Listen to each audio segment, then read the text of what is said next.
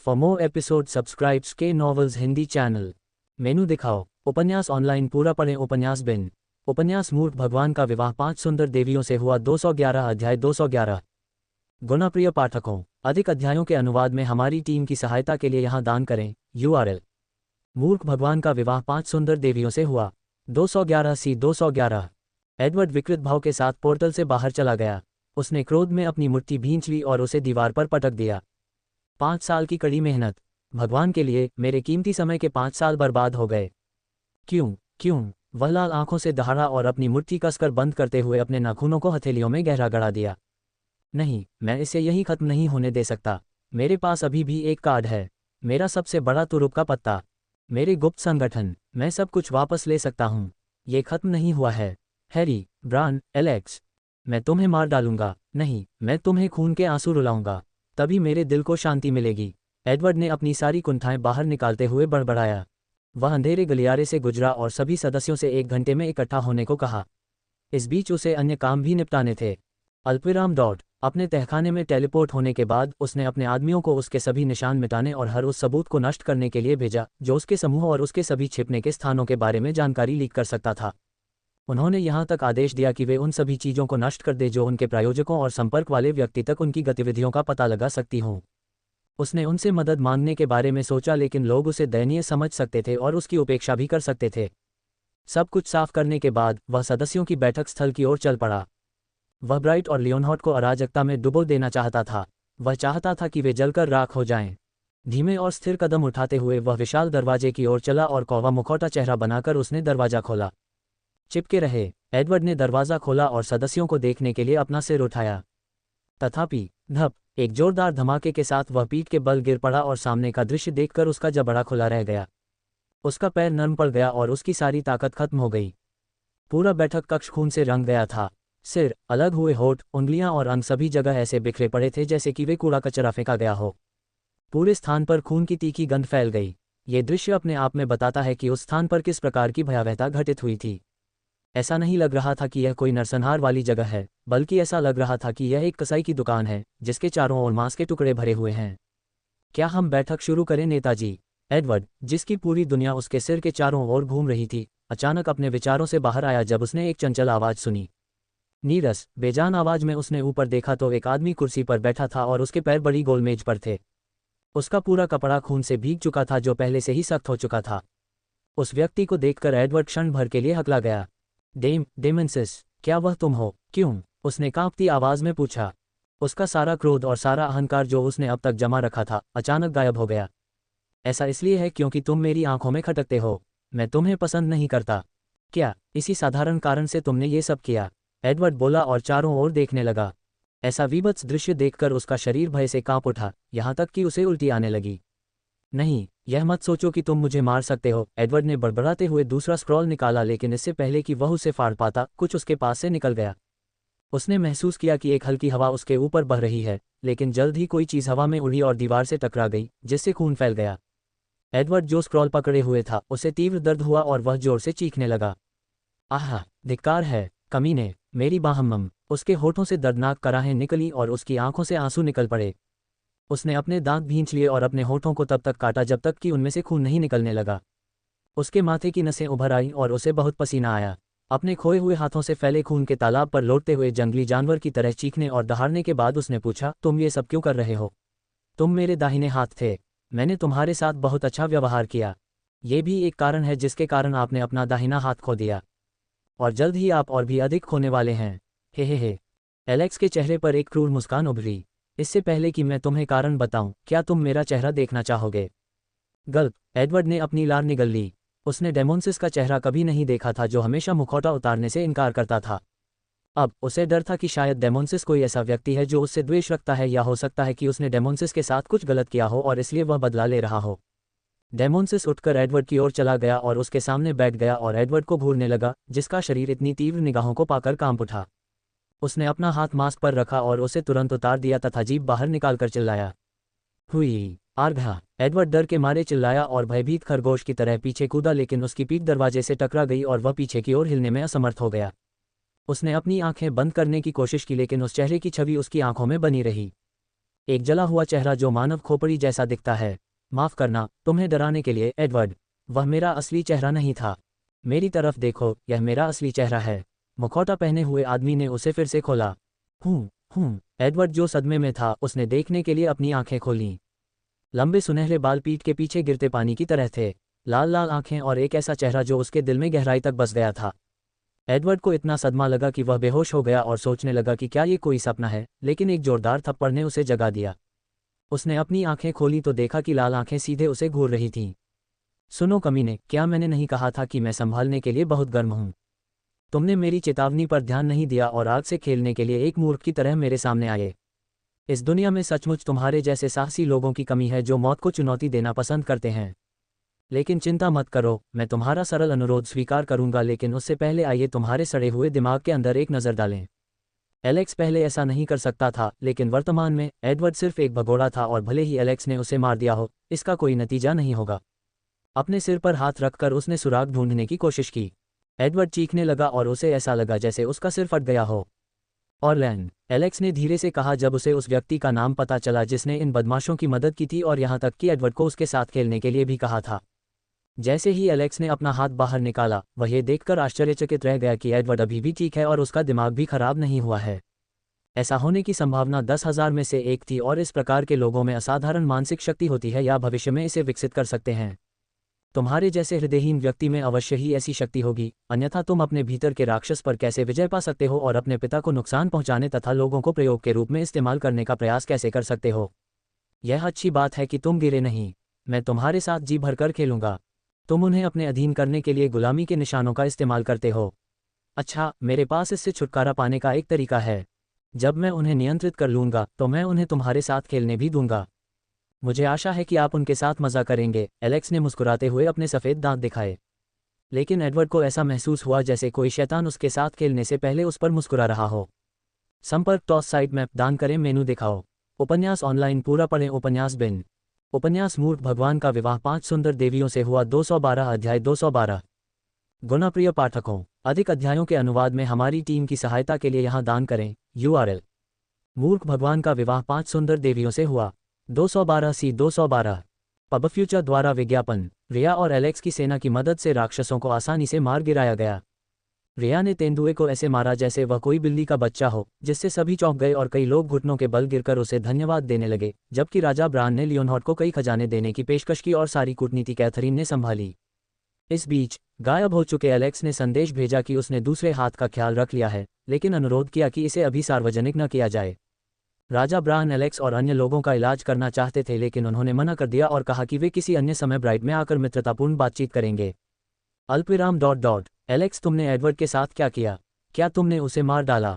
Alex, जो अपनी थोड़ी को हथेलियों पर टिकाए हुए था, ने कैथरीन का प्रश्न सुना और उसे एक चंचल मुस्कान देते हुए देखा। ये रहस्य है। अब आपको उसके बारे में चिंता करने की जरूरत नहीं है। क्रिस्टीना ने पूछा, प्रयोगशालाओं और उन राक्षसों और जानवरों के बारे में क्या? बड़े भाई, क्या आप सब ने उन्हें मार डाला? वहाँ कितने लोग थे और आपने उन्हें कैसे मार डाला? एलिस ने उत्सुकता भरे भाव से पूछा। एलेक्स ने चारों महिलाओं की उत्सुक निगाहें देखीं जो प्रश्नवाचक दृष्टि से उसे देख रही थीं और एक के बाद एक उससे कई प्रश्न पूछ रही थीं। क्या वे इस बारे में कुछ ज्यादा ही उत्सुक नहीं हैं? इसके बजाय, क्या उन्हें पहले मेरी सुरक्षा के बारे में नहीं पूछना चाहिए? आप सब किस तरह की पत्नी और बहन हैं? एलेक्स ने अंदर ही अंदर कड़वाहट से कहा। मैंने उन पर नियंत्रण कर लिया है। उन पर एक गुलाम का चिन्ह है, जिसकी वजह से मालिक उनकी बात सुन सकता है। मैं गुलाम के चिन्ह में हेरफेर करके उन्हें अपने अधीन करने में सक्षम था। उस कमीने के पास कई जादुई स्क्रॉल थे। मैंने गुलामों के स्क्रॉल को डिकोड किया और उसे प्रताड़ित किया ताकि वह उन पर अपना स्वामित्व छोड़ दे। इसे अपने भीतर ही रखो, और मैं उनका उपयोग केवल आपातकालीन स्थिति में ही करने जा रहा हूँ। वे एक गुप्त प्रयोगशाला में भूमिगत छिपे हुए हैं। केवल राजा ब्रियाना और हैरी ही इसके बारे में जानते थे। भगवान का शुक्र है, हमने ब्राइट की समस्या हल कर ली है। ये पहले हमारे लिए कांटा था, लेकिन अब हमें एक शक्तिशाली सहयोगी मिल गया है, रिया ने बड़बड़ाते हुए कहा। सभी ने सिर हिलाया। पबफ्यूचर द्वारा विज्ञापन। सब कुछ हल करने के बाद राजा ब्रान ने हैरी को उनके साथ चलने को कहा, क्योंकि हैरी जेनिथ से काफ़ी परिचित था। यहाँ तक कि अगर कोई परेशानी आती है तो वह एलेक्स की मदद के लिए कुछ सेना भी भेजता है। ब्राइट को छोड़कर एलेक्स को अन्य राज्यों में किसी परेशानी का सामना नहीं करना पड़ा, लेकिन जेनिथ पहुंचने से पहले उन्हें सिटी क्लैक्स से गुजरना पड़ा, जो अपराधियों के बीच काफ़ी लोकप्रिय है। क्लैक्स एक स्वतंत्र शहर था जहां किले के विभिन्न आपराधिक भूमिगत बल छिपे हुए थे। यह अपराधियों के लिए स्वर्ग था जहां कोई भी उन्हें छू नहीं सकता था। पहले ये टियर 2 किंगडम व्हाइट रिवर का हिस्सा था, लेकिन वे इसे नियंत्रित करने में सक्षम नहीं थे और शहर ने उनसे स्वतंत्रता प्राप्त कर ली। यह एक ऐसा स्थान था जहां अपराध दर बहुत अधिक थी और जहां फुटपाथ पर चलने वाला साधारण नागरिक भी चोर निकल सकता था। यदि वे अब रास्ता बदलेंगे तो उनकी यात्रा 1.5 दिन विलंबित हो जाएगी। अन्य रास्ते भी थे, लेकिन एलेक्स को उनसे होकर गुजरना पड़ा क्योंकि उसे कुछ जांचना था और इसके अलावा उसे उनमें से कुछ को लूटना भी था, अन्यथा उसे रात में अच्छी नींद नहीं आएगी। एलेक्स के हाथ पहले से ही उन्हें जमा करने के लिए कुचलाने लगे थे। इसके अलावा कोई भी इतना बहादुर नहीं था कि किनले के शाही परिवार से परेशानी मोल ले सके। एलिस के यहाँ होने पर अगर वे कुछ करने की कोशिश करते तो मौत को दावत देते। वे किनले का शाही झंडा देखते ही वहां से चले जाते, लेकिन एलेक्स उसका उपयोग नहीं करना चाहता था। आखिर क्या इस तरह से यह ज्यादा मजेदार नहीं होगा? एलेक्स अपने हाथों को रगड़ने से खुद को रोक नहीं पाता और आगे मिलने वाले स्वादिष्ट भोजन के बारे में सोचता रहता है। गाड़ी के पीछे एलेक्स का समूह जगह जगह घूम रहा था। हैरी, जो उनसे संपर्क में नहीं था, उनके साथ प्रशिक्षण लेना चाहता था। उसने पूरी यात्रा को अपनी ताकत वापस पाने के प्रशिक्षण के रूप में लिया। यह यात्रा उनके लिए भी उतनी ही महत्वपूर्ण थी। उन्हें 2 साल के नुकसान और अपनी घटती ताकत की भरपाई करनी थी।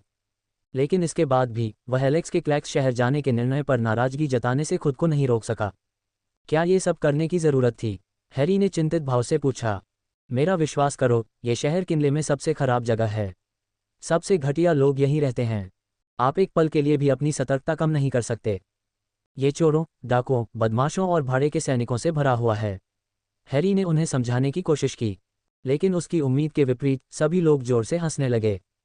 हैरी की बातें सुनकर मैक्स लगभग घोड़े से गिर पड़ा, जबकि अन्य लोग पेट पकड़कर हंसने लगे। पब फ्यूचर द्वारा विज्ञापन। हैरी को आश्चर्य हुआ कि क्या उसने मजाक में ऐसा कहा था कि वे इस तरह से प्रतिक्रिया कर रहे थे, और उसने मोडिक को देखा जो उसे ऐसे देख रहा था जैसे वह एक भोला भाला लड़का हो। तुम सब इस तरह से व्यवहार क्यों कर रहे हो?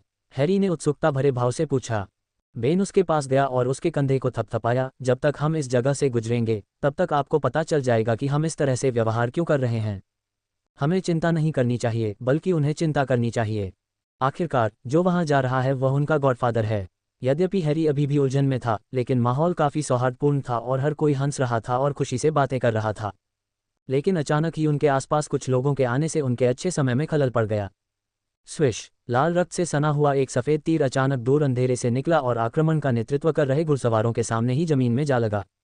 इसके बाद चारों ओर से बड़ी संख्या में तीर छोड़े गए, जिससे जमीन पर एक रेखा खींच गई। तीर पर लगा खून सब जगह बिखर गया और उसके बाद एक जोरदार चीख निकली। हम अकेले भेड़िए डाकुओं के सदस्य हैं। अगर तुम मरना नहीं चाहते तो 1000 सोने के सिक्के निकाल लो। तीर से टपकता खून ये संकेत देता था कि यदि आप सिक्के बाहर निकाले बिना एक कदम भी आगे बढ़ाएंगे तो आपकी मृत्यु हो जाएगी। इस तरह की चेतावनी और धमकी देकर लूटपाट करना काफ़ी प्रचलित था। अगर आपके पास कोई स्टेटस या बड़ा नाम नहीं है तो आप इसके शिकार होने के लिए बाध्य हैं। एलेक्स हजारों सैनिकों के साथ आया था, लेकिन अपने साथ 300 को छोड़कर उसने बाकी लोगों को तितर-बितर कर दिया और एक समूह बना लिया। उन सभी का नेतृत्व एलिस की ओर से ट्रांसेंडेंट रैंक के विशेषज्ञ करेंगे, जो यात्रा के दौरान प्रशिक्षण लेंगे और जेनिथ से पहले चौराहे पर उनसे मिलेंगे। अंधेरे में उनका पीछा कर रहे कुछ एलिस सैनिकों को छोड़कर एलेक्स ने उनमें से अधिकांश को दूर भेज दिया था। इसके अलावा इतनी बड़ी संख्या में सैनिकों के साथ शहर में प्रवेश करने से वे भड़क सकते हैं और अनावश्यक रक्तपात हो सकता है। बाकी 300 लोग बहुत ही खराब हालत में थे और उनके पास टूटे हुए उपकरण थे। उनके हाथ में कोई झंडा या प्रतीक नहीं था, इसलिए उन्हें आसानी से पराजित समझ लिया गया। महाराज, मैक्स गोरिल्ला की तरह चिल्लाया, उन्हें वैसे ही रहने दो। मैं उन्हें मार डालूंगा, उन पर पेशाब करूंगा, उनके अंडकोश कुचल दूंगा और यह सुनिश्चित करूंगा कि उनकी 14 पीढ़ियां आज ही खत्म हो जाएं। एलेक्स ने मैक्स की बातों पर कोई प्रतिक्रिया नहीं दी और गाड़ी से बाहर चला गया। आगे बढ़कर उसने एक तीर निकाला, उसे टुकड़ों में तोड़ दिया और आदेश दिया, उसे फाड़ दो। अंधेरे पेड़ों की गहराई में छिपे तीरंदाजों ने तुरंत प्रतिक्रिया की और तीर निकाल लिए, लेकिन इससे पहले कि वे तीर चला पाते, स्विश! एक तीक्ष्ण बाण चुपचाप हवा को चीरता हुआ सीधे गले में घुस गया और दूसरे सिरे से निकल गया। पब फ्यूचर द्वारा विज्ञापन। संपर्क टॉस साइट मैप दान करें, मेनू दिखाओ। उपन्यास ऑनलाइन पूरा पढ़ें। उपन्यास बिन। उपन्यास मूर्ख भगवान का विवाह 5 सुंदर देवियों से हुआ। 213 अध्याय 213। गुणाप्रिय पाठकों, अधिक अध्यायों के अनुवाद में हमारी टीम की सहायता के लिए यहाँ दान करें। URL: मूर्ख भगवान का विवाह 5 सुंदर देवियों से हुआ। 213 213। पब फ्यूचर द्वारा विज्ञापन। दुष्ट तीरंदाज डाकू को चीखने का भी मौका नहीं मिला क्योंकि तीर ने उसका गला फाड़ दिया और वह निर्जीव वस्तु की तरह पेड़ से नीचे गिर पड़ा। इसके बाद बाणों की अनगिनत वर्षा हुई। PSSH, PSSH, PSSH, PSSH। इसी समय लियोनहार्ट के तीरंदाज से एक के बाद एक तेजी से तीर छोड़े गए। जब डाकुओं का मुकाबला लियोनहार्ट की ओर से पेशेवर रूप से प्रशिक्षित तीरंदाज से हुआ तो उनकी कुशलता कम पड़ गई।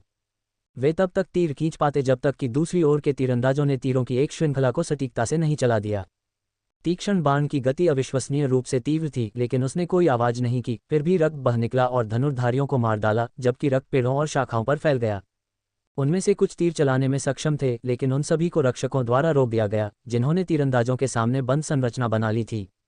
तीरों ने आसानी से दूसरी तरफ के तीरंदाजों को मार गिराया, जो एक के बाद एक गिरने लगे। धप धप धप, हवा से गिरते पत्तों की तरह पेड़ों से लाशें जमीन पर गिरने लगीं। एलेक्स ने हाथ के संकेत दिए और फिर मोडेक, अरॉन और हैरी सभी ने अपनी टुकड़ियों का नेतृत्व किया और तीनों दिशाओं से आगे बढ़ना शुरू कर दिया, जबकि तीरंदाजों ने अभी भी धनुष पकड़ रखा था। एलेक्स ने बेन से डाकुओं के भागने के रास्ते को काटने के लिए कहा, लेकिन वह दूसरी तरफ से उन पर आक्रमण करने आया। दूसरी ओर पेड़ों से भरे मैदान के भीतर 60 लोगों का एक समूह आराम कर रहा था। उनमें से कई लोग सो रहे थे, जबकि अन्य लोग आज के कारोबार का संग्रह गिन रहे थे।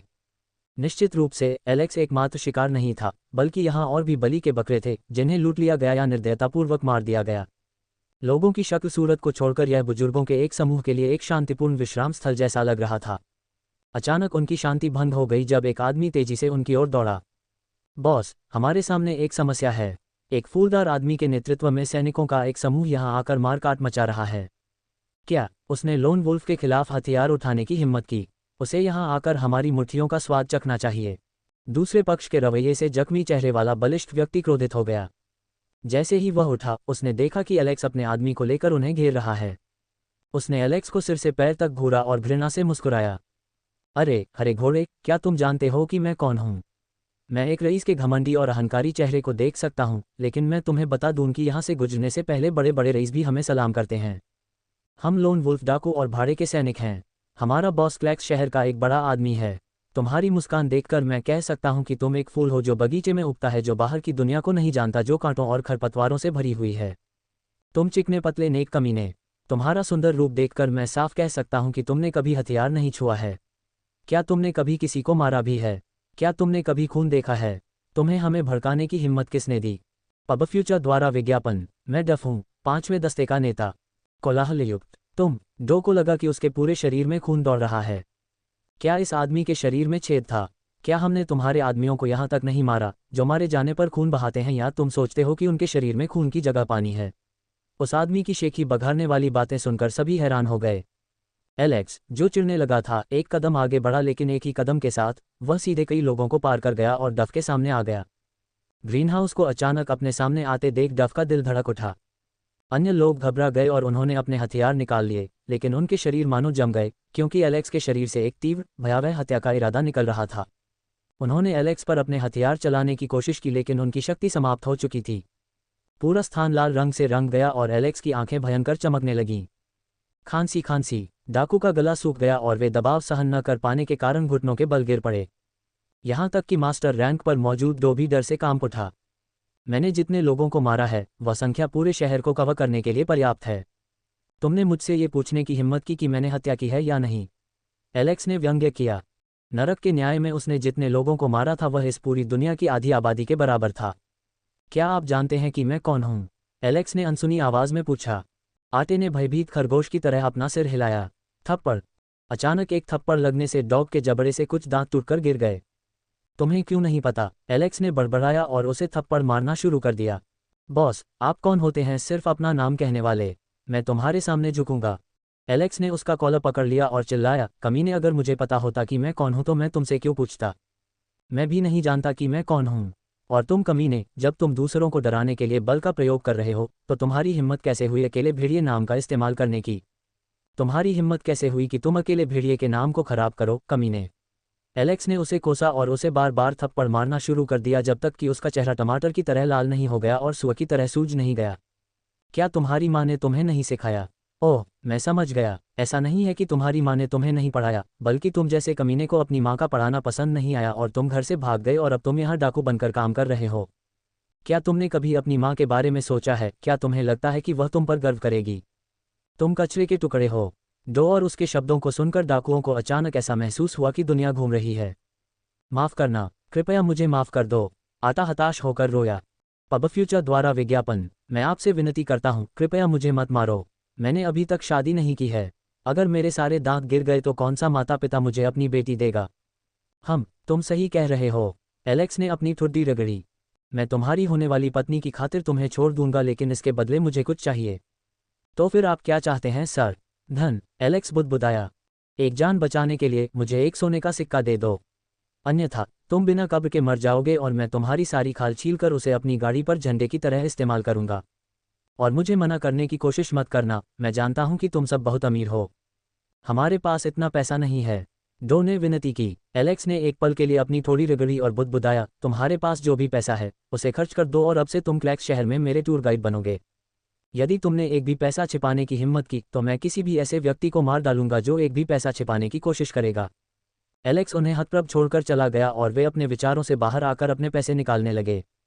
महाराज, क्या हम उन्हें नहीं मारेंगे? मोर्देक ने पूछा जबकि अन्य लोगों ने उसे घेर लिया था। नहीं, मैंने अपना विचार बदल दिया है। ऐसे और भी लोग सामने आएंगे और हम हर किसी से लड़कर और समय बर्बाद नहीं कर सकते। हम उनके साथ घुल मिल जाएंगे और उनकी मदद से हम बिना किसी परेशानी के आसानी से शहर में आ जा सकेंगे। जब हम उनके साथ होंगे तो कोई हमें परेशान नहीं करेगा। लेकिन अगर वे हमें पहचान पाए तो क्या होगा? बेन ने पूछा। नहीं, तुम्हें क्या लगता है कि मैंने तुम्हें टूटी हुई चीज़ें पहनने का आदेश क्यों दिया? अपनी वर्तमान स्थिति में एयोन और हैरी को छोड़कर तुम सभी डाकुओं से अलग नहीं दिखते, एलेक्स ने कहा, जिससे सभी का गला रुंध गया। एलेक्स की बात सुनकर उनके पास कहने को शब्द नहीं थे। एलेक्स ने मोर्देक की उदास निगाहों को देखा और उसकी छाती थपथपाते हुए उससे भाला देने को कहा। एलेक्स ने भाला पकड़ लिया और ध्यान से उसका मूल्यांकन किया जैसे कि वह कोई दैवीय हथियार हो और अचानक वह डाकुओं के समूह की ओर मुड़ा और भाले को अपने कंधे पर रखकर फेंक दिया। उसका हाथ कोड़े की तरह आगे बढ़ा और भाला गोली की तरह आगे बढ़ा। जल्दी से आना, एक फटने वाली आवाज के साथ सभी ने एक आदमी का सिर तरबूज की तरह फटते हुए देखा। क्या मैंने तुमसे नहीं कहा था कि तुम अपना सारा पैसा निकाल लो?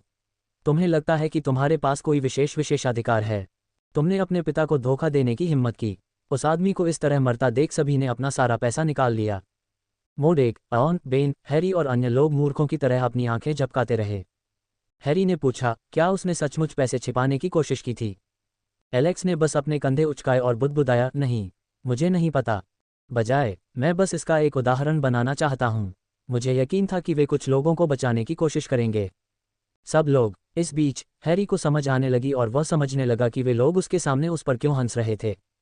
पब फ्यूचर द्वारा विज्ञापन। संपर्क टॉस साइट मैप दान करें, मेनू दिखाओ। उपन्यास ऑनलाइन पूरा पढ़ें। उपन्यास बिन। उपन्यास मूर्ख भगवान का विवाह 5 सुंदर देवियों से हुआ 214 अध्याय 214। गुणप्रिय पाठकों, अधिक अध्यायों के अनुवाद में हमारी टीम की सहायता के लिए यहाँ दान करें। URL। मूर्ख भगवान का विवाह 5 सुंदर देवियों से हुआ 214 सी 214। पब फ्यूचर द्वारा विज्ञापन। डफ ने एलेक्स की टुकड़ियों को शहर की ओर ले गया और जैसी की उम्मीद थी, सड़क डाकुओं से भरी हुई थी जो उन्हें लूटने की कोशिश कर रहे थे। यदि वे सामान्य व्यापारी होते तो भगवान ही जानता है कि उन पर कितनी बार छापे पड़े होते। डफ ने उनके लिए रास्ता साफ कर दिया और बहाना बनाया कि ये सभी लोन वुल्फ सैनिक थे और गाड़ी में उनका लूटा हुआ सामान था और डफ की घोषणा के बाद किसी ने उन्हें ढूंढने की कोशिश नहीं की। लोन वुल्फ काफ़ी प्रतिष्ठित नाम था और उनका नेता ट्रांसेंडेंट रैंड का प्रतीत होता था। एलेक्स चाहता था कि उसकी पत्नियां यहीं रहें, लेकिन वे सभी उस स्थान के अंदर जाना चाहती थीं और उनकी आंखें उत्साह से भरी हुई थीं, मानो वे पिकनिक पर जा रही हों। यहाँ तक कि एलिस, जो इस जगह से अक्सर गुजरती थी, इस जगह का दौरा करने के लिए उछलकूद कर रही थी, जैसे कि यह एक सांस्कृतिक केंद्र हो। एलेक्स ने उस जगह को देखा जो पुराने नेवान जैसी ही लग रही थी, सिवाय इसके कि सड़क पर हर तरह के लोग भरे हुए थे। बॉस, सावधान रहें, ये लोग गरीब और कमज़ोर दिख सकते हैं, लेकिन उन्हें कम मत आंको। डफ ने एलेक्स और दूसरों को सलाह दी। 80 सिल्वर के लिए अद्भुत तलवार। ये सुरक्षा लॉकेट 10 सिल्वर में ले लो। 50 सिल्वर की कीमत पर मजबूत ढाल। सड़क हर तरह की चीज़ें बेचने वाले फेरीवालों से भरी हुई थी। अधिकांश चीज़ें नकली लग रही थीं और लोग ऐसी चीज़ें बेचने की कोशिश कर रहे थे, जबकि उनमें से अधिकांश की कीमत 1 पैसे की भी नहीं थी। एलेक्स ने खोज की कि क्या यहाँ कुछ उपयोगी है, क्योंकि उसे याद आया कि वुक्सिया के नायक आमतौर पर यहाँ जीवन बदलने वाली चीज़ें पाते हैं। लेकिन अफसोस कि एलेक्स को कुछ भी नहीं मिला, इसलिए बिना समय बर्बाद किए एलेक्स ने डफ से उन्हें उनके बॉस के पास ले जाने को कहा। क्या तुम उससे मिलना चाहते हो? डो ने उत्सुकता भरी निगाह से पूछा। उसे इस बात पर खुश होना चाहिए क्योंकि वह अपना बदला लेने का तरीका सोच रहा था। अगर वह उसे अपने बेस पर ले जा सकता तो उसका मालिक उन्हें नीचे ले जाता, लेकिन बेस पर ले जाने के बारे में एलेक्स के शब्दों को सुनकर वह थका हुआ था। उसे नहीं पता था कि उसे ये सब देखकर अजीब क्यों लग रहा था। रिया, मेरे साथ आओ। पब फ्यूचर द्वारा विज्ञापन। अन्य लोग सराय की तलाश करें और जानकारी इकट्ठा करें, एलेक्स ने आदेश दिया, लेकिन वह अपने कदम रोककर एक सौम्य मुस्कान के साथ पीछे देखने लगा। और हाँ, अगर मुझे पता चला कि आपकी जेब कट गई है और आप इतने भोले थे कि पैसे गंवा बैठे, तो मैं आपके वेतन में उतनी ही कटौती कर दूंगा जितनी रकम का नुकसान हुआ है। इसलिए सावधान रहें और सुरक्षित यात्रा करें। उनकी बातें सुनकर सभी को ठंड से सिहरन महसूस हुई। अल्पविराम डॉट डॉट लोन वुल्फ मुख्यालय में। लोन वुल्फ ने अपना काम भाड़े के सैनिकों के रूप में शुरू किया था, लेकिन इससे उन्हें पर्याप्त कमाई नहीं हो पाई और वे पैसे लूटने के लिए राजी हो गए। एक दिन उन्हें सुरक्षा देने के लिए नियुक्त किए गए एक व्यापारी समूह की रक्षा करने के बजाय वे उस समूह को मार देते हैं और उनका सारा धन लूट लेते हैं। इस तरह वे भाड़े के सैनिकों से डाकू बन गए और आगे बढ़ने लगे, लेकिन उन्होंने अपना भाड़े का व्यवसाय अभी भी जारी रखा, क्योंकि वे अवैध कार्यों से जुड़े कुछ अनुरोधों के लिए अच्छी रकम का भुगतान करने में सक्षम थे। यह एक सामान्य और शांत दिन था और लोन वुल्फ का मुखिया वुल्फ ने अपने दैनिक कार्यों को फिर से शुरू कर दिया, जिसमें वह संग्रह को देख रहा था, साथ ही दोनों तरफ एक महिला के साथ छेड़छाड़ कर रहा था, जो एक मीठी शरारती मुस्कान के साथ उसके कंधे की मालिश कर रही थी। दस्तक दस्तक। क्या हुआ? वुल्फ ने चिढ़कर पूछा, क्योंकि उसके अच्छे पल बाधित हो गए थे। बॉस, आटा वापस आ गया था और लगता है उसने आज अच्छी रकम इकट्ठी कर ली है। वह चाहता था कि तुम दो लोगों से मिलो जो यहाँ एक अनुरोध के लिए आए हैं। वे काफी शक्तिशाली लग रहे थे। वुल्फ ने हाथ हिलाकर महिला को वहां से चले जाने को कहा। दरवाजा खुला और डॉग अंदर आया। उसने उन्हें झुककर प्रणाम किया। उसके बाद एलेक्स और रिया भी अंदर आए। सबके चले जाने के बाद वुल्फ ने चमकदार लड़के और काले कपड़े पहने महिला को देखकर अपनी भौहें उठाईं। एलेक्स ने कुर्सी खींच ली और बैठ गया, जबकि रिया उसके पीछे खड़ी रही। बताए श्रीमान, आपकी क्या मांग है? अपहरण करना, किसी की हत्या करना, सामान चुराना या अवैध चीजों का परिवहन करना? आपको कौन सी सुविधा चाहिए? वुल्फ सीधे व्यवसाय की ओर चला गया। एलेक्स मुस्कुराया और अपना सिर झुकाकर कहा, मैं तुम्हें इस कार्य के लिए 10,000 सोने के सिक्के दूंगा। वुल्फ की आंखें चौड़ी हो गईं और उसने सोचा कि क्या एलेक्स मजाक कर रहा था। पब फ्यूचर द्वारा विज्ञापन। मुझे क्या चाहिए? क्या ये सरल है? मुझे पूरा अकेला भेड़िया भाड़े का सैनिक चाहिए, एलेक्स ने अनसुनी आवाज में कहा। वुल्फ ने अचंभित भाव से एलेक्स को देखा और फिर अचानक जोर से हंसने लगा। मिस्टर, आप मजाक करने में अच्छे हैं। एलेक्स उसे देखकर हंसा और अपना सिर हिलाया। क्या अब हम गंभीर हो सकते हैं? मुझे बताओ कि तुम्हारे पास कौन सी नौकरी की मांग है। मैं गंभीर हूं मिस्टर वुल्फ, मुझे लोन वुल्फ चाहिए। वुल्फ ने अपनी आंखें घुमाई और सोचा कि क्या यह आदमी मूर्ख है। उसके कपड़े और रूप रंग को देखकर उसे यकीन हो गया कि यह व्यक्ति कुलीन है और हो सकता है कि वह युवा और अति आत्मविश्वासी अभिमानी लड़का हो जो दुनिया के तौर तरीकों से अनभिज्ञ हो। उसने उस लड़के को सबक सिखाने की सोची। वुल्फ के चेहरे पर भाव बदल गए और बिना किसी चेतावनी के उसने खंजर निकाला और अपना हाथ सीधे एलेक्स के गले पर रख दिया। तथापि उसकी कलाई पर वार किया गया और उसकी नंगी आंखों को दिखाई न देने वाली गति से एक खंजर उसकी हथेली में घुस गया और उसे मेज पर पिन कर दिया गया। वह दर्द से चीख उठा और पीड़ा में चिल्लाने लगा, लेकिन एलेक्स ने पहले ही कमरे को ध्वनिरोधी बना दिया था। वुल्फ ने लड़के के बगल में बैठी महिला को देखा और उससे बुरी तरह डर गया। जब उसने कदम उठाया तभी उसे पता चला कि वह उसके समान ही रैंक पर है, लेकिन जब उसने कदम उठाया तो वह कोई प्रतिक्रिया भी नहीं दे सका। क्या यह आपके आत्मविश्वास का आधार है? वुल्फ ने एलेक्स के चेहरे के भाव को देखते हुए पूछा। एलेक्स ने उसकी आंखों में देखा और कहा, नहीं, बात बस इतनी है कि अगर मैंने कोई कदम उठाया और अपनी ताकत को नियंत्रित करने में असमर्थ रहा तो आप निश्चित रूप से नरक में जाएंगे। वुल्फ ने बस अपनी आंखें बंद कर लीं और यह समझने की कोशिश की कि क्या हो रहा है। तुम क्या चाहते हो? उसने पूछा। मैं चाहता हूं कि जब तक मैं यहाँ हूं तुम सब मेरे लिए काम करो, एलेक्स ने बुदबुदाया और एक स्क्रॉल निकाला। मैंने सुना है कि यहाँ एक अश्वेत भूमिगत संगठन है। मैं चाहता हूं कि आप वहां इस स्क्रॉल की जांच करें और विक्रेता के बारे में जानकारी एकत्र करें। बस इतना ही? वुल्फ ने चौंकते हुए पूछा। हाँ, और मैंने तुम पर एक निशान लगाया है जो मुझे सूचित करेगा जब तुम मुझे धोखा देने के बारे में सोचोगे। एलेक्स ने झूठ बोला, लेकिन वुल्फ ने इसे गंभीरता से लिया। एलेक्स खड़ा हुआ और मुस्कुराते हुए बोला, आपके साथ व्यापार करना खुशी की बात थी मिस्टर वुल्फ। पब फ्यूचर द्वारा विज्ञापन। संपर्क टॉस साइट मैप दान करें, मेनू दिखाओ। उपन्यास ऑनलाइन पूरा पढ़ें। उपन्यास बिन। उपन्यास मूर्ख भगवान का विवाह 5 सुंदर देवियों से हुआ 215 अध्याय 215। गुणप्रिय पाठकों, अधिक अध्यायों के अनुवाद में हमारी टीम की सहायता के लिए यहाँ दान करें। URL। मूर्ख भगवान का विवाह 5 सुंदर देवियों से हुआ 215 सी 215। क्लैक्स में कहीं एक छोटी सी सराय में सब लोग कुर्सी पर बैठे भोले भाले दिखने वाले लड़के को देख रहे थे। वह एक मूर्ख की तरह दिख रहा था जो हर किसी से सहजता से बात कर रहा था। वह इस जगह पर अपनी संपत्ति का प्रदर्शन करने की हिम्मत कर रहा था। उसकी कमर में एक सुंदर तलवार थी और साथ में सिक्कों से भरी एक थैली भी थी। 3 बदबूदार आदमी मेज पर आए और अशुभ मुस्कान के साथ अपने हाथ मेज पर रख दिए। बच्चे, क्या तुम यहाँ पहली बार आए हो? हाँ, मैं घर से भाग आया हूँ, लड़के ने गंभीर भाव से उत्तर दिया। ओह, मैं समझ रहा हूँ कि शायद इसीलिए तुम यहाँ भारी सामान लेकर आ रहे हो। तुम्हारे जैसे दुबले पतले लड़के के लिए यह मुश्किल होगा, है ना? हाँ भाई, सामान इतना भारी है कि मुझे यहाँ घूमने में परेशानी हो रही है। एक और ने उसके कंधे पर हाथ फेरा, तुम ये चीज़ें हमें क्यों नहीं दे देते? हम तुम्हें इधर उधर जाने में मदद करेंगे। हमारे रहते कोई भी आपसे परेशानी मोल लेने की हिम्मत नहीं कर सकेगा। क्या सच में तुम मेरी मदद करोगे भाई? लड़के की आंखें चमक उठीं। उस जगह पर चारों ओर से हंसी और उपहास की आवाज़ें सुनी जा सकती थीं, जहां कई भेड़ियों की आंखें कौतूहल से इस दृश्य को देख रही थीं। मैं सामान उठाने में आपकी मदद करूंगी, लेकिन इसके लिए आपको मुझे कुछ देना होगा। क्या चाहते हो भाई? बस अपनी इच्छा बताओ। वह आदमी मुस्कुराया और अपना हाथ बढ़ाया। हाँ, तुम बहुत अच्छे बच्चे हो। मुझे ज्यादा कुछ नहीं चाहिए। बस कमर पर रखी सिक्कों की थैली और अपना कोट दे दो, जो काफी महंगा लग रहा था।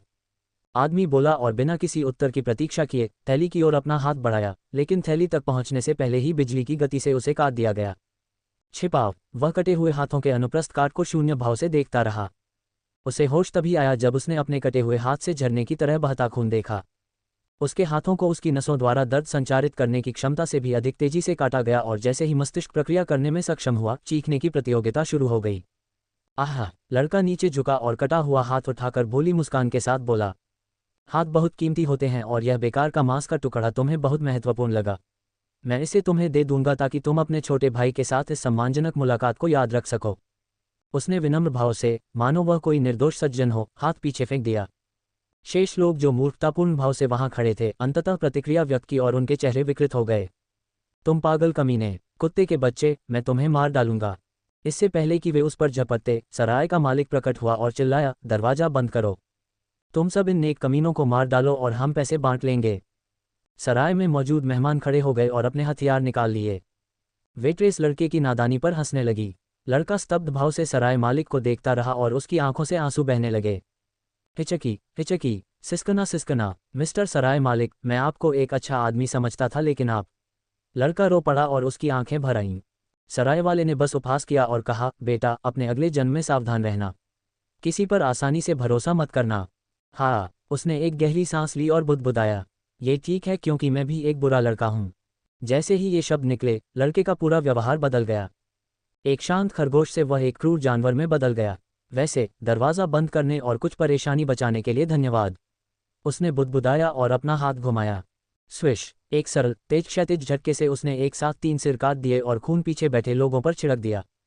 वाह, ये बहुत बढ़िया लग रहा है, वह मुस्कुराहट के साथ बोला, जिसके बाद चारों ओर तेज कराहें और चीखें गूंजने लगीं। खून बहने लगा और शरीर गिर गया और 5 मिनट के भीतर सब कुछ साफ हो गया। पूरा सराय कीड़ों और कीटों से मुक्त हो चुका था, जबकि कीट नियंत्रक कुर्सी पर अपने पैर मोड़कर बैठा था और नीचे की ओर घमंडी नज़र से देख रहा था। अगर तुम चिल्लाती रहोगी तो मैं तुम्हारी जीभ काट दूंगा, महिला। क्रिंक क्रिंक, एलेक्स ने बोलते हुए अपनी तलवार को खंजर से तेज कर लिया और सभी वेट्रेस जो चिल्ला रही थीं और अपने हाथ पकड़ रही थीं, अचानक रुक गईं और चुपचाप रोने लगीं। उसके सामने 3 वेट्रेस, 2 बारटेंडर और एक सराय मालिक थे। क्या अद्भुत संयोजन है। मैं पूछना चाहता हूँ, क्या ये पहली बार है जब तुमने इस तरह दूसरों पर हमला किया है, या ये तुम्हारी सामान्य दिनचर्या है? एलेक्स ने सराय मालिक की ओर देखते हुए पूछा। मैं पहले, सराय मालिक हकलाते हुए बोला और एलेक्स की निगाहें देखकर उसकी पैंट लगभग गीली हो गई। हा, मेरे पास पर्याप्त धैर्य नहीं है। स्लैश। ठीक इसी तरह सराय वाले का सिर भी ऐसे धड़ से अलग कर दिया गया जैसे वह केक का एक टुकड़ा हो। यह कोई बड़ी बात नहीं थी। हाँ, एलेक्स को छोड़कर यह कोई बड़ी बात नहीं थी। वेट्रेस, जो थोड़ी शांत हो गई थी, फिर से जोर से चिल्लाने लगी, लेकिन उनकी आवाज़ उनके गले में अटक गई और बाहर नहीं आ सकी क्योंकि एलेक्स ने फिर से अपनी तलवार तेज कर ली थी। अरे, सुंदरता मेरे प्रश्न का उत्तर देती है। नहीं, ये पहली बार नहीं है। जब भी हमें कोई भोला भाला मूर्ख मिलता है तो उसकी यही हालत होती है। मैरी नाम की महिला बोली। उसके बगल में रोजी और फ्रेटा थीं और बारटेंडर का नाम टॉम था। तो सफाई का जिम्मा कौन संभालेगा? ये वे लोग हैं, मेरा मतलब है कि वे हत्या के बाद सफाई करते थे, फ्रेटा ने जवाब दिया। क्या आप ये जगह साफ कर सकते हैं? उन्होंने अपना सिर हिलाया, लेकिन एलेक्स की तलवार चमकती देख वे वहीं रुक गए। हम विशेषज्ञ सफाईकर्मी हैं, हमारे पास सफाई में डिग्री भी है। ये हमारे लिए कुछ भी नहीं है, सभी एक ही स्वर में बोले। एलेक्स मुस्कुराया और उनके सामने रखी थैली खींच ली। पैसे आपस में बांट लो। अब से जब तक मैं यहाँ रहूँ, ये सराय मेरी है। अब पैसे आपस में बांट लो। तुम लोग अंडरग्राउंड बैटल चैंपियनशिप में दांव लगाते थे, तुम लोग लाभ का 10% ले सकते हो। अगर तुम्हारे मन में भागने और पैसे लेने का विचार आया तो मैं व्यक्तिगत रूप से तुम्हारा सिर प्रदर्शनी में रख दूंगा ताकि दूसरे लोग आश्चर्य करें। Ads by pub future. संपर्क टॉस साइट मैप दान करें मेनू दिखाओ। उपन्यास ऑनलाइन पूरा पढ़ें उपन्यास बिन। उपन्यास मूर्ख भगवान का विवाह 5 सुंदर देवियों से हुआ 216 अध्याय 216। गुणप्रिय पाठकों, अधिक अध्यायों के अनुवाद में हमारी टीम की सहायता के लिए यहाँ दान करें। URL। मूर्ख भगवान का विवाह 5 सुंदर देवियों से हुआ 216 सी 216। एक अंधेरे गलियारे में एक आदमी उस जगह से गुजरा जिसके पीछे 2 शूरवीर थे। उसकी आंखें दुख, घृणा, क्रोध और आत्मदोष के मिश्रित भाव से भरी हुई थीं। वह अंधेरे गलियारे के कोने पर पहुंचा और धातु के दरवाजे के सामने खड़ा हो गया जिसके पीछे एक जेल की कोठरी थी। जब वह उसे देख रहा था तो उसकी आंखों में अनगिनत भावनाएं उभर आईं और एक पल के लिए उसकी आंखें नम हो गईं। दरवाजा खोलो, मुझे उस कमीने को देखने दो, उसने आदेश दिया। शूरवीरों ने दरवाजा खोला। जैसे ही दरवाजा खुला, एक सड़ांध भरी और तीखी गंध ने उनकी नाक पर हमला कर दिया। वह आदमी अंदर आया और सामने खड़े व्यक्ति को घूरने लगा। उसके हाथ कटे हुए थे, उसके शरीर पर पंजों और काटने के अनगिनत निशान थे। उसका शरीर खून से भीगा हुआ था जो घावों पर जम गया था। उसे घूरते हुए उसने पूछा, एडवर्ड, क्या तुम्हें सचमुच ऐसा करने की जरूरत थी? एडवर्ड, जो दयनीय स्थिति में था, ने अचानक अपनी आंखें खोली और अंदर आए व्यक्ति की ओर देखा। ब्रान, उसने गुस्से में अपने दांत पीस लिए और उसका चेहरा घृणा से भर गया। ऐसा लग रहा था जैसे वह अपने पिता से नहीं बल्कि अपने कट्टर दुश्मन से मिल रहा हो। तुम मुझे पिता भी नहीं कह सकते। मैंने ऐसे सांप को कैसे जन्म दिया? ब्रान ने दुख से भरी आंखें बंद करते हुए कहा, अगर तुम अब भी मुझे बेटा समझते हो तो मुझे मार डालो। मुझे इस नर्क से आज़ाद करो। मैं इस तरह नहीं जीना चाहता। मुझे मार डालो, कमीने। ओह, अब तो तुम्हें अपने पिता को भी गाली देने की हिम्मत हो गई है। आखिर कौन तुम्हें ये सब सिखाएगा? क्या तुम मेरे बेटे हो या किसी ने तुम्हें नियंत्रित किया है? चुप रहो। अगर तुम में थोड़ी सी भी दया है तो मुझे मार डालो। बचपन से ही आपने सभी खजाने और अधिकार हैरी को सौंप दिए, बिना मेरे लिए उन्हें ढोए। क्या आप चाहते हैं कि जब वह धन और वैभव में डूब जाए और मैं कोने में सड़ूं तो मैं चुपचाप लेटा रहूं? ऐसा इसलिए क्योंकि वह ब्राइट की भविष्य की उम्मीद था।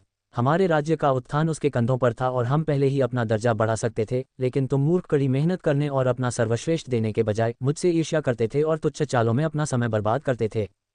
तो क्या हुआ? भले ही उसके पास बेहतर ताकत थी, लेकिन क्या तुम दोनों मेरी तुच्छ चालों के आगे नहीं झुके?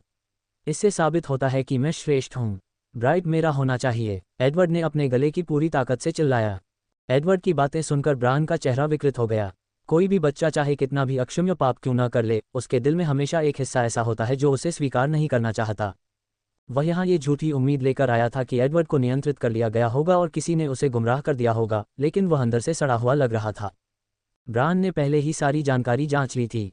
एडवर्ड जानता था कि अपने भाई की मौजूदगी में उसे राजगद्दी मिलने की कोई संभावना नहीं है, इसलिए वह 10 साल से ही चालें चल रहा था, विरोधी ताकतों को इकट्ठा कर रहा था। ड्यूक वॉलमार्ट भी बड़े भड़काने वालों में से एक था, जिसे उसने कड़ी सजा दी थी और सार्वजनिक रूप से मौत की सजा दी थी। ब्रान ने एडवर्ड को घृणा से देखा और कहा, हालांकि मैं तुम्हें मारना चाहता हूं और जितनी जल्दी हो सके तुमसे छुटकारा पाना चाहता हूं, लेकिन मैं उपकारकर्ता के आदेश के कारण ऐसा नहीं कर सकता। मुझे पता है कि आपके पीछे जो है उसके पास आपकी मौत के बारे में जानने का साधन है और वह सतर्क हो जाएगा, इसलिए जब तक राजा एलेक्स उसका ध्यान नहीं रखता आप इस कोठरी में सड़ते रहेंगे। अलविदा मेरे पुत्रवत बेटे, ब्रान घृणा से बोला और पीछे देखे बिना चला गया। अल्पविराम डॉट। इस बीच सराय में चहल पहल बढ़ गई। यह एलेक्स सैनिकों से भरा हुआ था जो मुफ्त में अपना सारा खाना खा रहे थे। पहले जो सराय उन्होंने किराए पर ली थी वे परेशान करने वाले लोगों से भरी हुई थीं। यहाँ तक कि लोन वुल्फ के नाम के साथ समान शक्ति वाले कुछ लोगों ने उन पर प्रहार करने की कोशिश की, जिसके परिणामस्वरूप चारों ओर छोटी छोटी लड़ाइयाँ हुईं। यद्यपि इससे दूसरे पक्ष को भारी नुकसान उठाना पड़ा, फिर भी एलेक्स ने पूरी सराय पर कब्जा करने का निर्णय लिया। और यह बहुमूल्य अवसर उन्हें किसी और ने नहीं बल्कि बोबजिन ने दिया था। जबकि 3 वेट्रेस खाना परोसने में व्यस्त थीं, कैथरीन ने बड़बड़ाते हुए अपनी दैनिक कॉफ़ी की खुराक पाने में असमर्थ होकर बुदबुदाया, एलेक्स कहाँ है? मैंने उसे सुबह से नहीं देखा था। क्रिस्टीना बोली, उसने कहा था कि वह टहलने जा रहा है। रिया, एलिस और कैथरीन बस अपनी आंखें झपकाते रहे और अपने भोजन को देखने लगे। आज कितने लोग मरेंगे और कितने लोग अपनी संपत्ति खो देंगे? एलिस बोली। क्या हम शर्त लगाएं? एलिस ने मासूमियत से कहा। नहीं, कैथरीन ने दबंग लहजे में जवाब दिया। क्यों बड़ी बहन कैथरीन? जुआ खेलना बुरी बात है। अपने भाई को तो देखो। मुझे 100% यकीन है कि वह अपने पिछले जन्म में जुए का आदी था। कैथरीन ने सख्त भाव से कहा, अब उसे देखो, वह अपनी जान भी दांव पर लगा रहा है और हर जगह जोखिम उठा रहा है। क्या अब तुम उसके बारे में चिंतित हो? शायद तुम पहले से ही मेरे भगवान के आकर्षण के लिए गिर रहे हो, रिया ने पूछा। खांसी, मैं उसकी चिंता क्यों नहीं कर सकती? हालांकि हमें शादी करने के लिए मजबूर किया गया था, लेकिन इसका मतलब यह नहीं है कि मैं उससे नफरत करती हूँ। हमारे बीच आपसी लाभ के लिए एक अच्छा और सौहार्दपूर्ण रिश्ता है। कैथरीन ने समझाने की कोशिश की लेकिन उसके घबराए हुए चेहरे ने कुछ और ही कह दिया। मुझे दूसरों की अधिक चिंता है, क्रिस्टीना ने बेपरवाही से कहा और सभी ने अपने होंठ बंद कर लिए क्योंकि वे इसका खंडन नहीं कर पाए। उसी समय दुकान का दरवाजा खुला और एलेक्स एक बड़ी थैली पकड़े हुए बाहर आया। लेकिन इसे देखने वाले हर व्यक्ति को लगा कि इसमें कुछ गड़बड़ है। महाराज, इस थैली में क्या है? मोर्देक ने पूछा। ये हमारी प्यारी वेट्रेस के लिए एक उपहार है, एलेक्स ने कहा और इसे रोजी की ओर फेंक दिया जिसने इसे आश्चर्य से पकड़ लिया। रोजी, इसे खोलो और सबको दिखाओ। रोजी ने अभी थैली खोली ही थी कि उसके होठों से चीख निकली और वह डर के मारे पीछे कूद पड़ा जिससे सभी लोग डर गए। थैली नीचे गिर गई और उसमें से एक सिर लुढ़क कर जमीन पर आ गिरा।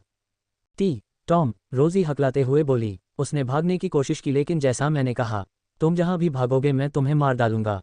एलेक्स ने बैठने के लिए एक कुर्सी खींचते हुए कहा। एलेक्स, क्या तुम्हें वह उपहार लाने के लिए कोई और समय नहीं मिल सकता? मेरा मतलब है, हम यहीं खाना खा रहे हैं। कैथरीन गुस्से से बोली, तुम हमारी भूख मिटा रहे हो। एलेक्स ने चारों ओर देखा कि हर कोई उसे घूरते हुए अपना सिर हिला रहा था।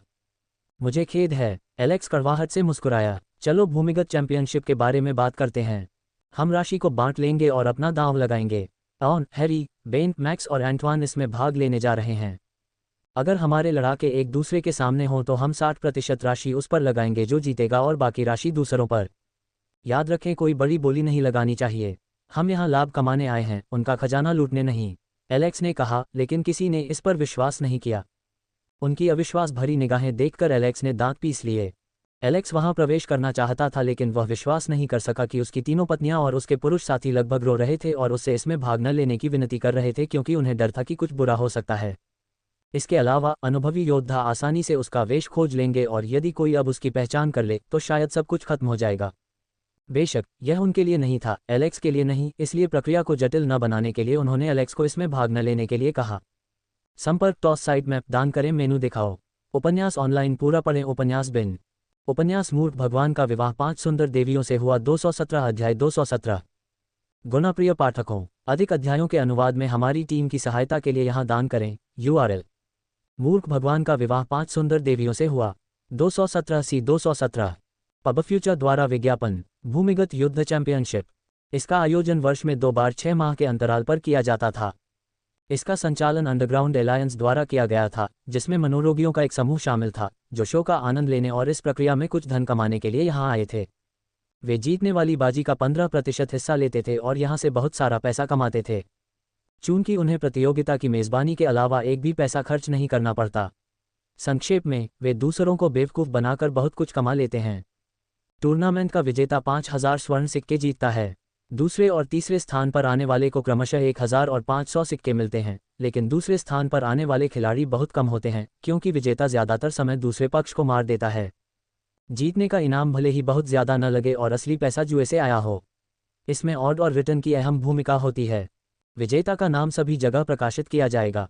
लड़ाई को रैंक के अनुसार समूहों में विभाजित किया गया था और जो बात चीज़ों को बदतर बनाती थी वह ये थी कि इसमें 12 लोगों का एक समूह था जिसमें ट्रांसेंडेंट रैंक के लोग शामिल थे। उसके और रिया के अलावा कोई भी ग्रुप में प्रवेश नहीं कर सकता था और यहीं पर भारी सट्टेबाजी होती थी। रिया लोगों की नज़रों में नहीं आ सकती थी क्योंकि उसकी लड़ने की शैली हत्यारे गिरोह से काफ़ी मिलती जुलती थी और इससे उसकी पहचान हत्यारे गिरोह के सदस्य के रूप में हो सकती थी और एलेक्स को अन्य लोगों ने पकड़ रखा था। लेकिन अगर हालात और भी बदतर हो गए तो उसे बस अपना सुंदर चेहरा जलाना था और उसमें छिपने के लिए भेस का इस्तेमाल करना था। इसके लिए बहुत समय था, इसलिए एलेक्स उस बिंदु से पहले खुद को शांत करने के लिए कुछ पैसे लूट सकता था। ये स्थान प्राचीन रोम के ग्लैडिएटर अखाड़े जैसा था।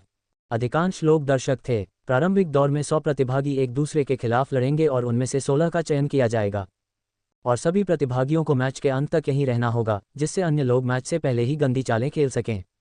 बहादुरी की लड़ाई में आपका स्वागत है। क्या आप दर्शक के रूप में आए हैं या भागीदार के रूप में? एलेक्स ने दांत पीसते हुए कहा, अभी तो मैं एक दर्शक हूं। उस आदमी ने अपनी बाहें उठाईं और कहा, स्क्वायर रैंक का पहला राउंड अब शुरू होता है, लेकिन अगर आप उच्च रैंक के हैं तो आप अभी दर्शक बन सकते हैं। पबफ्यूचर द्वारा विज्ञापन। एलेक्स ने सिर हिलाया और प्रवेश शुल्क सौंपकर अंदर चला गया। सट्टेबाजी कब शुरू होगी? एलेक्स ने पूछा। जब मैच शुरू हो जाए या यदि आप प्रतिभागी हैं और खुद पर दांव लगाना चाहते हैं तो आप अभी शुरू कर सकते हैं। मैं समझ गया, फिर मैं विदा लेता हूं। सट्टा और जुआ बुरी चीजें हैं लेकिन वह अपवाद था। अल्पविराम डॉट डॉट। युद्ध के मैदान के चारों ओर दर्शकों की सीटें शोर मचाते लोगों से भरी हुई थीं। एलेक्स के पास अब कोई स्क्वायर रैंक नहीं थी। हालांकि यह अच्छी बात थी लेकिन इस स्थिति के लिए नहीं। एलेक्स ने अपने अनुभव और अवलोकन का उपयोग करते हुए 2 स्वर्ण सिक्के दांव पर लगाए और 8 स्वर्ण सिक्के अर्जित किए। कोई भारी दांव नहीं लगा था, इसलिए संभावनाएं अच्छी नहीं थीं। अधिकांश सजावट चांदी के सिक्कों से की गई थी और दर्शकों की भी इसमें कोई रुचि नहीं थी। अगला मुकाबला शिष्य रैंक के लिए था और यहाँ पागल बेल मैक्स के आक्रमण का समय था। पागल बुल मैक्स, एलेक्स ने खुशी जताते हुए कहा। कैथरीन और क्रिस्टीना जो उसके पास बैठी थी, उन्होंने अपने चेहरे ढकने की कोशिश की और उससे दूरी बना ली। अरे, एलिस और रिया कहाँ हैं? एलेक्स ने पूछा। वे कुछ मौज मस्ती करने गए थे, कैथरीन ने नजरें फेरते हुए कहा। एलेक्स ने प्रार्थना कर रहे लोगों को ऐसे देखा जैसे वे कट्टरपंथी हैं जो ईश्वर में विश्वास करते हैं, हालांकि उन्होंने अपने पूरे जीवन में कभी प्रार्थना नहीं की। कई मुकाबलों के बाद मैक्स का समय आ गया था। उसका प्रतिद्वंद्वी शिष्य रैंक के लिए शांत था और एलेक्स देख सकता था कि यहाँ तक पहुँचने के लिए उस व्यक्ति ने खुद बहुत कुछ किया है। मैक्स पागलों की तरह आगे बढ़ा, लेकिन उसका प्रतिद्वंद्वी उससे बच निकला और वह दीवार से टकरा गया। एलेक्स ने मैक्स को बिना किसी विचार के केवल क्रूर शक्ति का उपयोग करने को कहा, इसलिए दूसरी बात यह है कि उसकी गति और सोच उसकी कमजोरी है। कुछ समय तक मुकाबला करने के बाद मैक्स जोर जोर से हौंफने लगा था और यहाँ वहाँ मारने के कारण उसके शरीर पर घाव हो गए थे, लेकिन आश्चर्यजनक रूप से उसने सहनशक्ति में दूसरे को पछाड़कर मैच जीत लिया। कई लोगों ने उन्हें भाग्यशाली माना जबकि कई लोगों ने उनका नाम सूची से काट दिया। पबफ्यूचर द्वारा विज्ञापन, लेकिन आश्चर्यजनक रूप से मैक्स सूजे हुए शरीर के साथ 16वें राउंड तक पहुंच गया।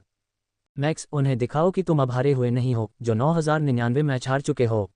उन्हें दिखाओ कि तुम ताकत के बजाय अपने दिमाग का इस्तेमाल कर सकते हो। एलेक्स चिल्लाया। मैक्स की हार की खबर सुनकर जो लोग उस पर दांव लगाना चाहते थे, उन्होंने फिर से दांव लगाने से परहेज किया और उसकी जीत की संभावना 5वीं हो गई। एलेक्स ने इस अवसर का उपयोग अन्य लोगों के साथ मिलकर 20 स्वर्ण सिक्कों पर बोली लगाने के लिए किया। और आश्चर्यजनक रूप से यह मैच फिर से मैक्स ने जीत लिया, जो आगे बढ़ते हुए फिसल गया और अपने प्रतिद्वंद्वी को धक्का मारकर नीचे गिरा दिया। मुकाबला चलता रहा। मुकाबला प्रतिद्वंद्वी की जान या उसके बंधक बनने पर ही रुकता था। मैक्स सभी बाधाओं के बावजूद फाइनल में पहुंच गया। उसका शरीर बहुत बुरी हालत में था। उसका चेहरा सुअर की तरह सूज गया था। उसके घावों से खून बह रहा था। उसकी पागल दौड़ से अधिकांश दीवारें क्षतिग्रस्त हो गई थीं। लेकिन फिर भी मैक्स लगातार फाइनल तक पहुंचने के लिए डटा रहा और दूसरों को उसके अजेय भाग्य पर विश्वास दिलाया, यहां तक कि उसके जीतने की संभावना काफी अधिक हो गई। बेचारा मैक्स, कैथरीन ने सहानुभूतिपूर्ण भाव से कहा। क्या उसे तुम्हारे लालच के कारण इस तरह से पीड़ित होना पड़ेगा? क्या तुम्हें उस पर जरा भी दया नहीं आती? उसने एलेक्स को घूर कर देखा। कैथरीन, ये बॉडी टेम्परिंग ट्रेनिंग का एक हिस्सा है। वह स्टील बॉडी विकसित करने के चरण में है। अगर उसे लगातार पीटा जाता रहेगा तो उसका शरीर इस्पात जैसा हो जाएगा, जो आगे चलकर सुनहरे शरीर में बदल जाएगा जब मैं उसे हरा दूंगा। मेरा मतलब है कि जब मैं उसे प्रशिक्षित करूंगा। क्रिस्टीना सही नहीं है। एलेक्स ने उसे घूर कर देखा, लेकिन उसने अपनी नजरें फेर लीं। एलेक्स की बेशर्मी को देखकर वह सोच नहीं पाई कि क्या कहे। इस आदमी की त्वचा दीवार की ईंटों से भी मोटी थी। बेशर्म, बदमाश, तुम सिर्फ बातें करते हो और व्यवहार में लापरवाही बरतते हो, कैथरीन गुस्से में चिल्लाए। लेकिन एलेक्स ने एक संतोषजनक मुस्कान के साथ अपनी नाक रगड़ दी। प्रशंसा के लिए धन्यवाद। बेशर्मी एक कला है, जबकि मेरी तरह मोटी चमड़ी होना अपने आप में स्वर्ग का आशीर्वाद है।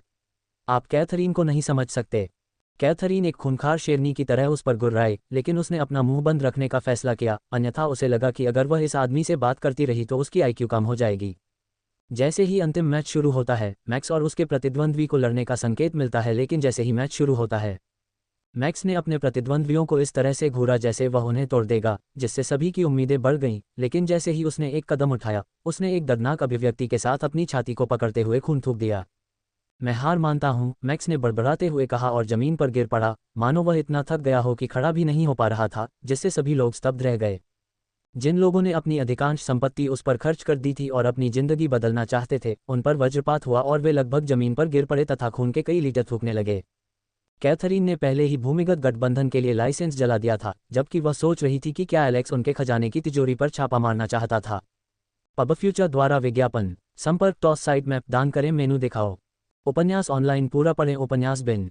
उपन्यास मूर्ख भगवान का विवाह 5 सुंदर देवियों से हुआ 218 अध्याय 218। गुणाप्रिय पाठकों, अधिक अध्यायों के अनुवाद में हमारी टीम की सहायता के लिए यहाँ दान करें। URL: मूर्ख भगवान का विवाह 5 सुंदर देवियों से हुआ 218 सी 218। एलेक्स पूरी तरह से सट्टा लगाने के मूड में था और बड़ी रकम जीतने की कोशिश कर रहा था, मानो वह जुए के राजा के रूप में अपनी योग्यता साबित करना चाहता था। एलिस और रिया अपनी योजना बनाकर समूह से चुपके से बाहर निकल गईं। वे भूमिगत गठबंधन क्षेत्र की ओर बढ़े, जो किनले के सबसे बड़े काले बाजारों में से एक था और स्वाभाविक रूप से यहाँ बेचे जाने वाले उत्पाद काफी वैध थे। धूल भरी संकरी गली में चलते हुए चेहरे पर नकाब लगाए एलिस छोटे बच्चों को भूख से घूर रही थी, जो ठंडे दिल वाले व्यक्ति में भी सहानुभूति जगा सकती थी। लेकिन यहाँ रहकर और जानकारी हासिल करने के बाद उन्हें स्वाभाविक रूप से पता चल गया कि ये सब नाटक हैं और ये बच्चे किसी के धन का आकलन करने और जासूस का काम भी करते हैं।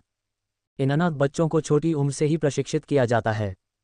यदि वे उनके प्रति नर्म रुख दिखाने का साहस करेंगे तो वे आपको नुकसान पहुंचाने की पूरी कोशिश करेंगे। इसलिए एलिस ने उन्हें नज़रअंदाज करने की पूरी कोशिश की, भले ही उसका आंतरिक आत्मा उनकी मदद के लिए चिल्ला रहा था।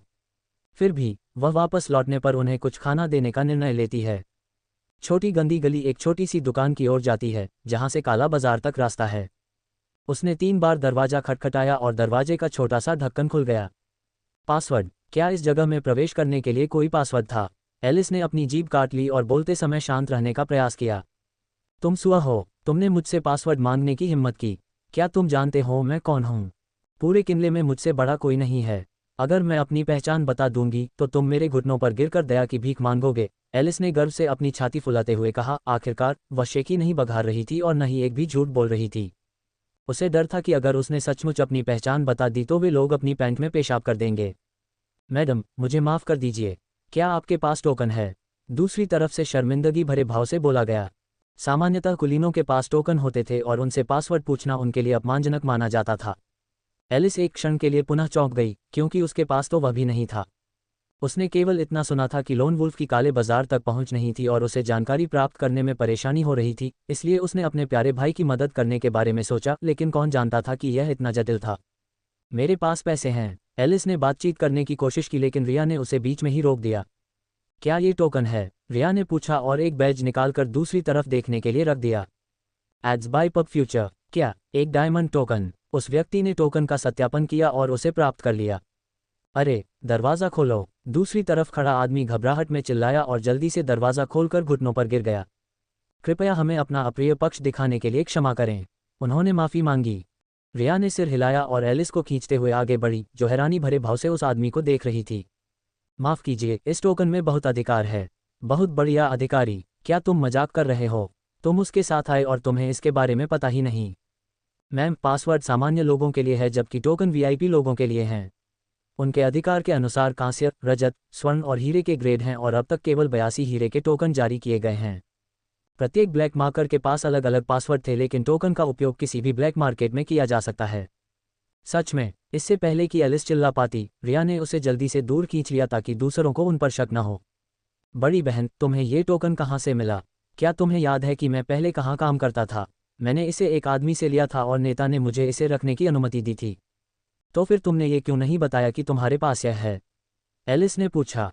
क्योंकि मुझे अभी अभी इसकी याद आई। मुझे नहीं पता था कि इस टोकन का इस्तेमाल सभी ब्लैक मार्केट में किया जा सकता है। मैंने इसका इस्तेमाल सिर्फ ज़ैनिथ में किया था, रिया ने बड़बड़ाते हुए कहा। जैसे ही वे चले गए, पहरेदार पसीने से तरबतर हो गए और एक दूसरे को घूरने लगे। हमें उच्च अधिकारियों को सूचित करना चाहिए और उन्हें मामले को संभालने देना चाहिए। एलिस ने उत्साह और प्रत्याशा से भरी आंखों से चारों ओर देखा। काला बाजार हर तरह की दिलचस्प चीज़ों से भरा हुआ था। आप हथियारों से लेकर औषधियों तक सब कुछ पा सकते हैं। यहाँ तक कि ऐसी जगहें भी थीं जहाँ आप दूसरों के बारे में जानकारी खरीद सकते थे या किसी व्यक्ति पर इनाम रख सकते थे और उसे शिकार का लक्ष्य बनाकर पूरे साम्राज्य में प्रसारित कर सकते थे। यहाँ स्थापित विभिन्न प्रकार की गुप्त सेनाओं के व्यापक संबंध हैं। उन्होंने एक सूचना समूह ढूंढने और इसके बारे में पूछने की योजना बनाई। यह एक ऐसी जगह थी जहां आप जो चाहें कर सकते थे, इसलिए वे एलेक्स को इसके बारे में बताने से पहले अन्य अवसरों का लाभ उठाना चाहते थे। क्लैक्स, एक गैरकानूनी शहर, केवल रईसों और अन्य लोगों के समर्थन के कारण ही अस्तित्व में है। इस जगह का इस्तेमाल अच्छे और बुरे दोनों कामों के लिए किया जा सकता है। Ads by pub future. बड़ी बहन, चलो एक औषधि खरीदते हैं। हमारे पास इसकी बहुत कमी है, लेकिन क्या ये सभी असली हैं? एलिस ने पूछा। हाँ, यहाँ मिलने वाली लगभग सभी चीज़ें असली हैं और चून की ज़्यादातर चीज़ें या तो तस्करी की गई हैं या चोरी की गई हैं, इसलिए कीमतें भी काफ़ी कम हैं। रिया और एलिस खरीदारी में इतनी व्यस्त हो गईं कि वे अपने शुरुआती लक्ष्य भी भूल गईं। उन्होंने चीज़ों की गुणवत्ता को ध्यानपूर्वक जांचा और खरीदने से पहले उनका परीक्षण भी किया। जब वे खरीदारी कर रहे थे तो अचानक उनकी तलाश कर रहे सुरक्षाकर्मियों के एक दल ने उनकी खरीदारी में बाधा उत्पन्न कर दी। उन्होंने रिया और एलिस को घेर लिया, जिन्होंने उन्हें देखकर अपनी सतर्कता बढ़ा दी। मैम, हमसे मत डरिए। हम यहाँ मुसीबत मोल लेने नहीं आए हैं। हम अपने स्वामी की ओर से आपको आमंत्रित करने यहाँ आए हैं। तुम्हारा भगवान कौन है? रिया ने पूछा। हमारे भगवान भूमिगत गठबंधन के उपाध्यक्ष हैं। रिया ने एक पल के लिए सोचा कि आगे क्या करना है। बड़ी बहन, हमें जाना चाहिए। अगर हालात और भी खराब हो गए तो हमें अपनी पहचान बतानी होगी। मेरे पास एक अंगूठी है जिसे आपातकालीन संकेतों पर भेजा जा सकता है। अगर वे हमें नुकसान पहुंचाने की हिम्मत करते हैं तो मेरे पिता निश्चित रूप से उस जगह को समतल कर देंगे। तुम्हारा भाई शायद उससे पहले ही इसे जलाकर राख कर देगा, रिया ने हंसते हुए कहा और उनके पीछे चली गई। वे एक विशाल भवन में पहुंचे। सेवकों ने उनका स्वागत किया और उन्हें उनके स्वामी के पास ले गए। स्वागत है देवियों, एक सफ़ेद मुखौटा पहने व्यक्ति ने उनका स्वागत किया और उन्हें बैठने के लिए कहा। आप हमसे क्यों मिलना चाहते हैं? रिया ने पूछा। ऐसा इसलिए क्योंकि हम देखना चाहते थे कि कौन सा डायमंड टोकन धारक अब प्रवेश करता है। जैसा कि आप सभी जानते हैं कि किसी के आने के कारण ज़ेनिथ में स्थिति काफ़ी अराजक है। वह हंसा। कुछ लोग तो यहाँ तक कह रहे हैं कि इसे 5वें राजकुमार की वापसी के तौर पर चिन्हित किया जा सकता है। इसलिए अब हमारे पास कई अनुरोध हैं। कैसा अनुरोध? रिया ने पूछा। उस आदमी ने अपना सिर उठाया और कहा, आपको इसके लिए अधिकारी को निर्दिष्ट करने की आवश्यकता है। आप हीरे के ग्रेड के लिए अनुरोध नहीं जान सकते। आप केवल निम्न ग्रेड के बारे में पूछताछ कर सकते हैं। रिया ने अलग भाव से पूछा, मुझे गोल्ड टोकन धारकों की सबसे आम मांग बताइए। सबसे आम अनुरोध राजा एलेक्स और उनकी सैन्य शक्ति के बारे में सभी जानकारी इकट्ठा करना है। एलिस ने रिया को देखा जो अधिकारपूर्ण और दबंग लहजे में बात कर रही थी, जो एलेक्स के साथ रहने के दौरान उसके गीक स्वभाव के बिल्कुल विपरीत था। कुछ देर तक सामान्य बातचीत के बाद सफ़ेद नकाबपोश आदमी मुस्कुराया और एक डिब्बा निकालकर रिया को देते हुए बोला, यह क्या है? रिया बोली, मुझे बचाने के लिए आभार का प्रतीक, छाया की रानी। पबफ्यूचर द्वारा विज्ञापन। संपर्क टॉस साइट मैप दान करें, मेनू दिखाओ। उपन्यास ऑनलाइन पूरा पढ़ें। उपन्यास बिन। उपन्यास मूर्ख भगवान का विवाह 5 सुंदर देवियों से हुआ 219 अध्याय 219। गुणाप्रिय पाठकों, अधिक अध्यायों के अनुवाद में हमारी टीम की सहायता के लिए यहाँ दान करें। URL। मूर्ख भगवान का विवाह 5 सुंदर देवियों से हुआ 219 219। पबफ्यूचर द्वारा विज्ञापन। उस आदमी की बातें सुनकर एलिस और रिया दोनों की आंखें चौड़ी हो गईं और वे आने वाले संकट के बारे में सोचकर सतर्क हो गईं। एलिस का मुंह खुला रह गया और उसका जबड़ा जमीन पर गिर गया। उसे लगा कि उसने कुछ ऐसा सुन लिया है जो उसे नहीं सुनना चाहिए था। रिया को इस बात पर आश्चर्य हुआ कि वह व्यक्ति उसकी पहचान जानता था, जबकि एलिस ये जानकर भयभीत हो गई कि उसकी बड़ी बहन ही अनौपचारिक रूप से रानी की हत्यारी थी। फिर भी उसे संदेह हुआ कि एपिक रैंक वाली उसकी बहन ने वर्षों पहले यह उपाधि कैसे अर्जित की। लेकिन रिया तुरंत अपने विचारों से बाहर आए और बिजली की गति से प्रतिक्रिया की। उसकी छवि धुंधली हो गई और एक खंजर सफ़ेद नकाबपोश आदमी के गले पर दिखाई दिया जो उसका गला काटने की धमकी दे रहा था। बताओ, तुम्हें मेरी पहचान कैसे पता चली? मुझे परवाह नहीं है कि तुम वाइस प्रेसिडेंट हो या अंडरग्राउंड अलायंस के मालिक। जब तक मैं चाहूं, मैं तुम्हें बिना किसी को पता चले मार सकती हूं, रिया ने ठंडी आवाज़ में कहा और एक तीखी जानलेवा आभा ने उस आदमी को जकड़ लिया।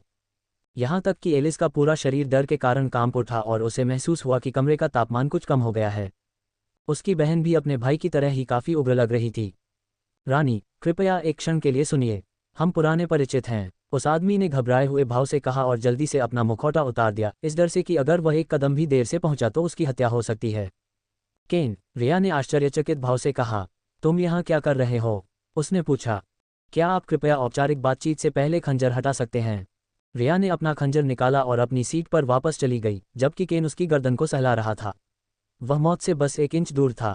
उसने मन ही मन कसम खाई कि वह ऐसी शरारतें नहीं करेगा। वह कौन है? एलिस ने पूछा। वह काउंट एवरफील्ड का तीसरा बेटा है।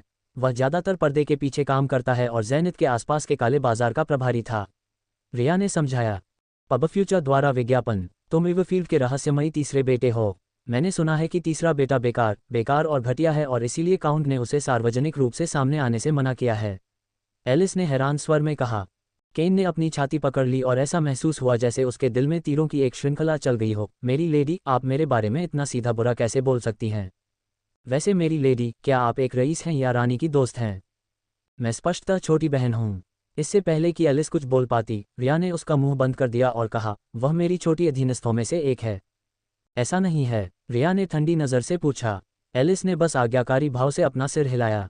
फिर भी केन, तुम्हें मेरी यहाँ मौजूदगी के बारे में कैसे पता चला? मुझे मत बताओ कि तुम मेरी जांच कर रहे हो और मेरे पीछे पड़े हो, उसने ठंडे स्वर में पूछा। नहीं, जब आपको टोकन मिला तो आपने मुझे जब टोकन दिया तो मैंने उसमें संशोधन कर दिया। जब प्रत्येक टोकन मालिक की मृत्यु हो जाती है तो काला बाजार टोकन के नए मालिक की जांच करता है ताकि यह निर्धारित किया जा सके कि वे इसे रखने के योग्य हैं या नहीं। वे आपके स्वामित्व के बारे में जानते थे और किसी को भी इस बारे में कोई चिंता नहीं थी। आपके टोकन में 2 विशेष प्रतीक SQ थे जो आपकी पहचान दर्शाते हैं। अब कृपया उपहार पर एक नज़र डालें। रिया ने सभी संदेह दूर करने के बाद बॉक्स को ध्यान से खोला। मृत्यु चुंबन। वह सदमे में हौंफने लगी और अविश्वास से केन को देखने लगी। तुम इसे पाने में कामयाब रहे। जब रानी को इसमें रुचि हो गई थी तो मैं ऐसा कैसे न कर सकता था। क्या ये कोई अनमोल खजाना है? एलिस ने पूछा। रिया ने एक अशुभ एहसास देते हुए एक काला खंजर निकाल लिया। इस खंजर में एक विशेष जहर प्रभाव है जो किसी मिथिक रैंक को मार सकता है अगर वह इसे खरोंच जाता है। इससे कटने के बाद संत का दर्जा प्राप्त व्यक्ति कई दिनों तक लकवाग्रस्त हो जाता है। पबफ्यूचर द्वारा विज्ञापन। उपयोगकर्ता जितना शक्तिशाली होगा, प्रभाव उतना ही अधिक रहेगा। इसे एक प्राचीन बौने मास्टर ने बनाया था। मुझे यह एक नीलामी में मिला था और मैं इसे खरीदना चाहता था, लेकिन मैं उस समय ऐसा नहीं कर सका। पहले मुझे इसकी बहुत ज़रूरत थी, लेकिन अब मुझे नहीं पता कि इसका इस्तेमाल कैसे करना है, रिया ने निराश भाव से कहा। आप इसका इस्तेमाल अपने बड़े भाई की रक्षा के लिए कर सकते हैं, एलिस फुसफुसाए। तुम्हारा एक बड़ा भाई है? केन ने भौहें सिकुड़ते हुए पूछा। ये बस एक अनाथालय है जिसकी देखभाल मैं करता था। जब मैं उस जगह से पीछे हट गई, मैंने अपना समय बच्चों के साथ बिताया और उनकी देखभाल की, रिया ने सख्त लहजे में कहा और केन को इशारा किया कि वह अनाथालय की तलाश न करे, अन्यथा परिणाम बहुत बुरे होंगे।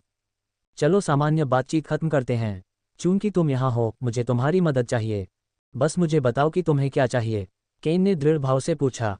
रिया ने उसके सामने एक स्क्रॉल रखा और पूछा, क्या आप इस स्क्रॉल या विक्रेता के बारे में जानते हैं? इसे मैजिक एसोसिएशन की मंजूरी नहीं मिली थी।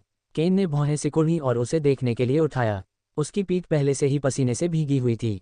किसी भी स्क्रॉल को बाजार में लाने के लिए कठोर प्रक्रियाओं से गुजरना पड़ता है ताकि वह खराब न हो जाए और उपयोगकर्ता को कोई नुकसान न पहुंचे।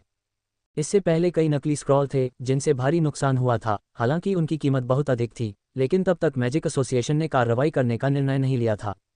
मैजिक स्क्रॉल निर्माता के पास उसका लाइसेंस होना चाहिए तथा सभी स्क्रॉलों का सत्यापन होना चाहिए तथा उनके पीछे एक मोहर लगी होनी चाहिए। यद्यपि काला बाजार अनेक चोरी और तस्करी की हुई चीजें बेचता है, फिर भी उसके द्वारा बेचे जाने वाले स्क्रॉल पर जादुई एसोसिएशन की मोहर अवश्य लगी होनी चाहिए, अन्यथा विक्रेता को कठोर दंड दिया जाता है। स्थिति परेशानी भरी लग रही थी। वह बुदबुदाया, मुझे सभी को सूचित करना होगा। अगर मैजिक एसोसिएशन को इस बारे में पता चला तो हम मुश्किल में पड़ जाएंगे। जादू संघ एक ऐसा समूह है जो साम्राज्यों से स्वतंत्र रूप से अस्तित्व में है और सभी प्रजातियों के लिए खुला है। इसकी शक्ति एक साम्राज्य को टक्कर दे सकती है, इसलिए इसका क्रोध कुछ ऐसा नहीं था जिसे वे सहन कर सकें। क्या तुम्हें यकीन है कि यह यहाँ बेचा जाता है? केन ने चिंतित होकर पूछा। क्या तुम्हें मुझ पर शक है? रिया ने पूछा। केन ने डर से अपना सिर हिलाया। हमें कुछ जानकारी मिली है कि विक्रेता का ऑरेलन नामक व्यक्ति से कुछ संबंध था। जबकि रिया और केन ने अपनी बातचीत फिर से शुरू की, दूसरी ओर एलिस को बहुत पसीना आने लगा। उसे ऐसा महसूस हुआ जैसे उसकी प्यारी और शर्मीली बड़ी बहन उसके लिए बिल्कुल अपरिचित लग रही थी। उसे ये भी डर था कि कहीं उसकी बड़ी बहन उसे चुप न करा दे ताकि वह राज उजागर न कर दे। पबफ्यूचर द्वारा विज्ञापन। संपर्क टॉस साइट मैप दान करें, मेनू दिखाओ। उपन्यास ऑनलाइन पूरा पढ़ें। उपन्यास बिन। उपन्यास मूर्ख भगवान का विवाह 5 सुंदर देवियों से हुआ 220 अध्याय 220। गुणप्रिय पाठकों, अधिक अध्यायों के अनुवाद में हमारी टीम की सहायता के लिए यहाँ दान करें। URL। मूर्ख भगवान का विवाह 5 सुंदर देवियों से हुआ 220 220। चारों ओर हो रही हलचल से अनजान एलेक्स आगामी मैचों के बारे में सोचकर दांत पीस रहा था। उन्होंने ट्रांसेंडेंट समूह में घुसने के बारे में सोचा था, लेकिन मास्टर रैंक से आगे प्रवेश से पहले प्रतिभागी की रैंक का परीक्षण किया जाएगा। वर्तमान में मास्टर रैंक समूह की लड़ाई चल रही थी और आश्चर्य की बात नहीं थी कि शीर्ष 4 सभी उसके अधीनस्थ थे। पहला मैच एयोन और एंटवान के बीच था, जबकि दूसरा मैच बेन और हैरी के बीच था। पहले सेमीफाइनल में एयोन और एंटवान में भयंकर टक्कर हुई। एंटवान ने एयोन को दबाने के लिए अपनी ताकत का इस्तेमाल किया, लेकिन संतुलित एयोन के सामने वह पिछड़ गया और मैच हार गया। दूसरी ओर हैरी ने बेन को काफ़ी आसानी से हरा दिया। यह अजीब बात होगी यदि बेन हैरी को हरा सके, जो महाकाव्य रैंक के शिखर पर था, लेकिन फिर भी हार ने एलेक्स का मूड खराब कर दिया। लानत है बेन, तुमने मेरी नाक काट दी। मुझे तुम्हें विशेष प्रशिक्षण देना होगा, एलेक्स ने बड़बड़ाते हुए कहा। जो उदास भाव से लौट रहा था, अचानक उसे छींक आ गई और उसका शरीर कांपने लगा। मुझे ऐसा क्यों लगता है कि मेरे साथ कुछ बुरा होने वाला है? बेन ने इधर उधर देखते हुए बुदबुदाया। अल्पविराम। जब दो व्यक्ति एक दूसरे को घूर रहे थे तो मैदान में चारों ओर ढोल बजने की आवाजें गूंज रही थीं। चूंकि तुम युवा हो और कम अनुभवी हो, मैं उदार रहूंगा और तुम्हें पहला कदम उठाने दूंगा। तुम्हारे पास जो कुछ भी है उसे लेकर मेरे पास आओ, हैरी ने अहंकार से कहा। बाद में पछताना मत, एयोन चिल्लाया। एयोन शिकार पर निकले एक शिकारी की तरह आगे बढ़ा। एक प्रचंड झोंके की तरह उसने हैरी से बहुत दूरी तय कर ली। हैरी के होंठ एक षड्यंत्रकारी मुस्कान के साथ ऊपर की ओर मुड़ गए। तलवार भौतिकीकरण। हैरी के सामने एक विशाल तलवार प्रकट हुई और जैसे ही उसकी आंखें सिकुड़ीं, तलवार उसकी इच्छा के अनुरूप तीव्र कंपन करने लगी और गोली की तरह एयोन की ओर चल पड़ी। भौतिक रूप में आई तलवार की तीखी नोक अपने रास्ते में आने वाली हर चीज को छेदने की धमकी दे रही थी, लेकिन एयोन इसके सामने निडर रहा और आगे बढ़ता रहा। एयोन एक मूर्ख की तरह अपनी मौत की ओर तेजी से भागा, लेकिन तभी उसने अपनी तलवार को बगल की ओर झुका लिया। भौतिक रूप में आई तलवार उसकी तलवार से टकराए और क्लिक की ध्वनि निकली तथा उसकी दिशा बदल गई। एयोन के हाथ तलवार की दिशा में बढ़ गए और उसने तुरंत उसे कसकर पकड़ लिया, जबकि हैरी ने हवा से विभिन्न प्रकार की तलवारें निकालीं और उस पर गोली चला दी। हैरी ने अपना हाथ नीचे की ओर घुमाया और वे सभी नीचे एयोन की ओर कूद पड़े। एयोन अपनी तलवार और हैरी की भौतिक तलवार को पकड़कर आगे बढ़ा और अपने हथियार उनकी ओर घुमा दिए। क्लैंग क्लैंग क्लैंग क्लैंग, उन्होंने हमले का सीधे सामना किया तथा बढ़ती तीव्रता के साथ उन्हें पीछे धकेल दिया। हैरी की कृतियां चारों ओर बिखर गईं और धीरे धीरे टूटने लगीं। हैरी ने अपना पैर आगे बढ़ाया और एयोन पर वार किया। उसकी तलवार सीधे एयोन के चेहरे पर निशाना साधते हुए चली, लेकिन एयोन ने अपनी तलवार से उसे रोक दिया। हैरी ने कुछ और बार हमला किया। उसकी तलवार उसके बाएं कंधे पर निशाना साध रही थी, लेकिन एयोन ने तलवार की नोक पर इतनी जोर से वार किया कि उसकी दिशा बदल गई। वह उस तक पहुंचने के बजाय दूर चला गया। हैरी ने अपनी तलवार निकाली और एयोन की जांघ पर निशाना साधा, लेकिन एयोन ने उसे भी आसानी से रोक दिया। एयोन ने बिना किसी परेशानी के हैरी को खूबसूरती से रोका और परास्त किया, लेकिन समय के साथ हैरी का हमला और भी भयंकर होता गया। हैरी पीछे हटा और सीधे अपनी तलवार उसके धड़ पर मारी, लेकिन इससे पहले कि वह उस पर गिरती, एयोन ने कहीं से उसकी कलाई पर लात मारी जिससे तलवार का निशाना चूक गया। इस समय हैरी रक्षाहीन था। एयोन ने अपनी चाल चली और तलवार से उसने प्रतिद्वंद्वी पर वार किया और खाली हवा में जा मिला। हैरी उसके पास से निकल गया, लेकिन एयोन ने दूरी कम कर दी और हैरी के लिए इतने निकट से उसे चकमा देना असंभव था और वह उसके शरीर पर आ गिरा, जिससे वह कुछ कदम पीछे हट गया। उन्होंने फिर से चालें बदलीं। लड़ाई इस बारे में नहीं थी कि किसने कितने वार किए या किसने दूसरे को ज्यादा घायल किया। ये तब तक जारी रहने वाला था जब तक कोई बेहोश न हो जाए या आत्मसमर्पण न कर दे या कोई मर न जाए। दर्शक पहले से ही घबराहट के कारण अपने होंठ काट रहे थे और नाखून चबा रहे थे। दोनों प्रतिभागी जमकर मुकाबला कर रहे थे और फिलहाल बराबरी पर लग रहे थे। कई लोगों ने तो इन दोनों की जीत की उम्मीद में अपना पूरा भाग्य दांव पर लगा दिया। एयोन हिट पर उतरा। हैरी ने एक हिट लगाया। हैरी के धड़ पर एयोन कट है। एयोन की तलवार हैरी के गालों को छूती हुई निकल गई। खून चारों ओर फैलने लगा। ऐसा लग रहा था कि हर बीतते पल के साथ दोनों थकते जा रहे हैं। एयोन ने हैरी पर हमला किया, जो प्रक्षेपण पथ को पढ़ने में सक्षम प्रतीत हो रहा था, लेकिन अप्रत्याशित रूप से उसकी तलवार ने यू टर्न ले लिया और उसने तलवार के हैंडल से हैरी के चेहरे पर प्रहार किया। हैरी पीछे कूद गया जबकि उसकी नाक से खून बह रहा था। हैरी ने मैच खत्म करने की तैयारी में अपना सारा मनोबल इकट्ठा कर लिया। मेरे पास भी ऐसा ही कुछ है। एयोन ने नाक भान सिकुड़ी और उसकी तलवार तेजी से हिलने लगी और एक तीखी चीख निकलने लगी। हैरी की पीठ के पीछे शुद्ध मन से बनी 10 नीली तलवारें प्रकट हुईं। अपनी तलवार को एयोन पर निशाना बनाते हुए वह आगे बढ़ा और उसकी सभी तलवारें उसके पीछे पीछे सीधे एयोन की ओर उड़ चलीं। हैरी को अपने ऊपर आक्रमण करते देख एयोन ने पीछे हटने के बजाय सीधे उसका सामना किया।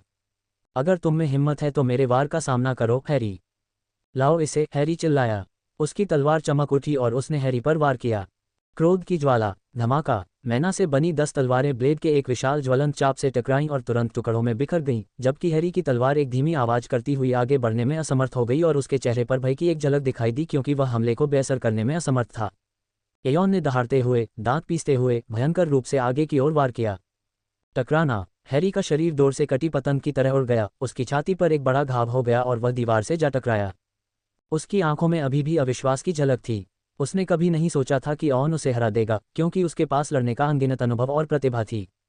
अल्पविराम डॉट डॉट। दर्शक सीट पर बैठे कैथरीन अविश्वास के साथ परिणाम को देख रही थी, तभी चर्मपत्र जमीन पर गिर गया।